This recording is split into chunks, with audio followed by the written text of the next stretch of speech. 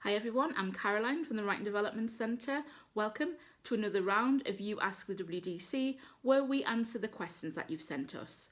And as you may have seen, the question that you have for me today is, I'm starting a master's course, how can I make the step up?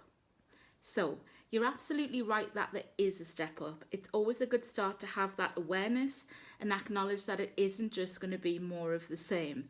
However, that step up won't look exactly the same for every student embarking on a master's course.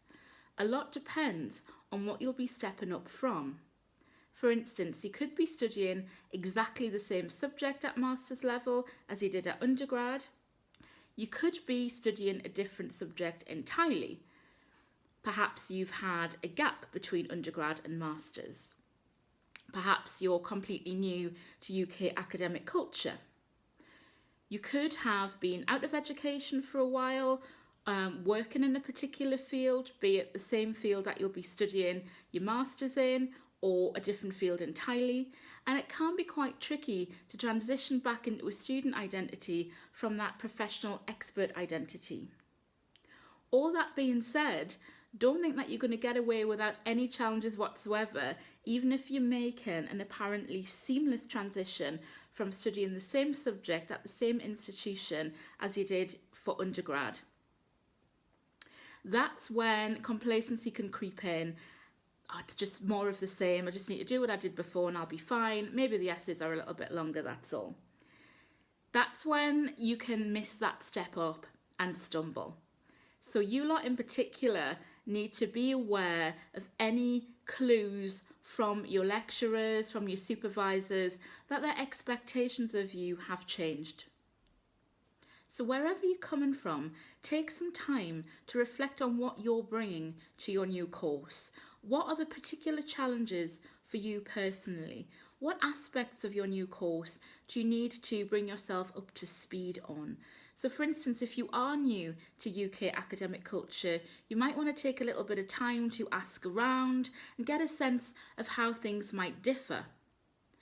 If you are new to the subject that you're studying at master's level, then you might need to take a little bit of time at the start to consolidate your knowledge of that new subject. Whatever your background, it's always worth reflecting on the skills that you already have. You're not entirely starting from scratch here, and you will have quite a bit of experience as a student under your belt. So you'll probably already have a range of reading, writing and study strategies to draw on.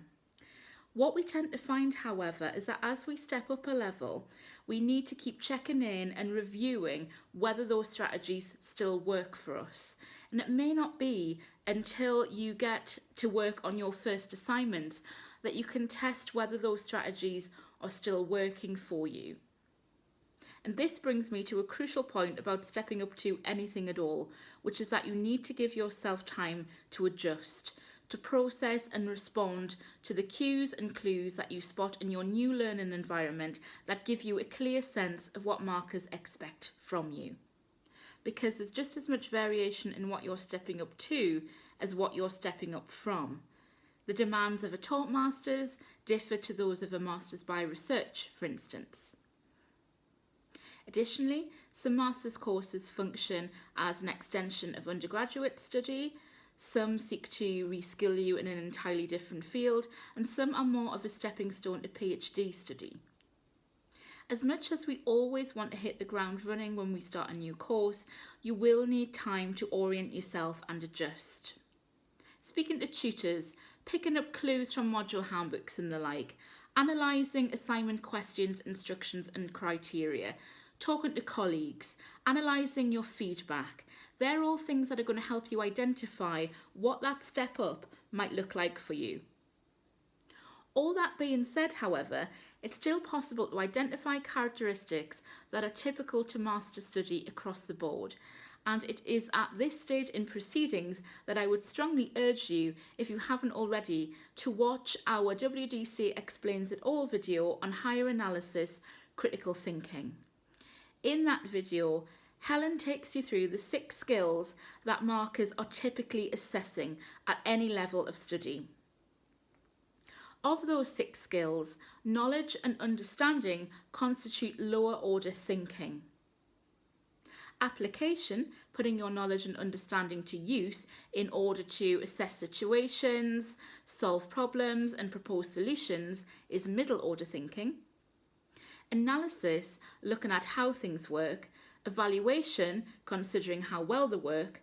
And synthesis, drawing everything together to produce an answer, all constitute higher order thinking. At master's level, the bar typically gets raised.